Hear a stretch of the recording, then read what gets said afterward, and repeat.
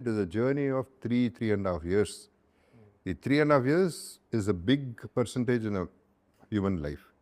ఒక హీరోగా రామ్ చరణ్ తీసుకుంటే 2.5-3 yearsగా ఒక సినిమా మీద కూర్చున్నాడంటే 3 years ఆఫ్ హిస్ కెరియర్ ఒక్క సినిమా మీద బేస్ అయ్యో వాళ్ళకి పడేయాలి అనుకునే వాళ్ళు కరెక్ట్ కాదు.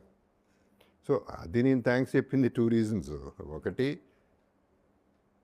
ఓకే నీ సెటిస్టిక్ ప్లెజర్ నువ్వు చావు నాకు అనవసరం, కానీ మీరు రాయటం వల్ల అడ్వాంటేజ్ అయింది సినిమాకి.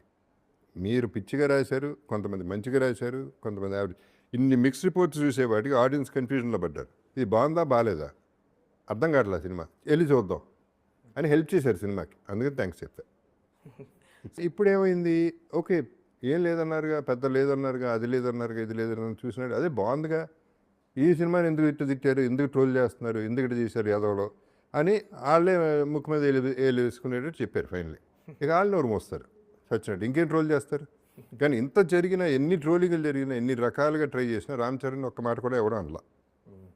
తను బాగాలేదనో, తను బాగా చేయలేదనో ఏ ఒక్క మాట అనడానికి ఛాన్స్ లేకుండా పోయింది సినిమాలో.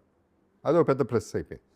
ఏ క్యారెక్టర్ని తిట్టడానికి లేకుండా పోయింది. సరే ఒకళ్ళిద్దరు అన్నారు, అది ఓకే, అవి చిన్నవి ఉంటాయి జాన్వీది అట్టండి, అవన్నీ పక్కన పెడితే మిగతా అన్నీ పండేసినాయి. That is the strength of Peddi.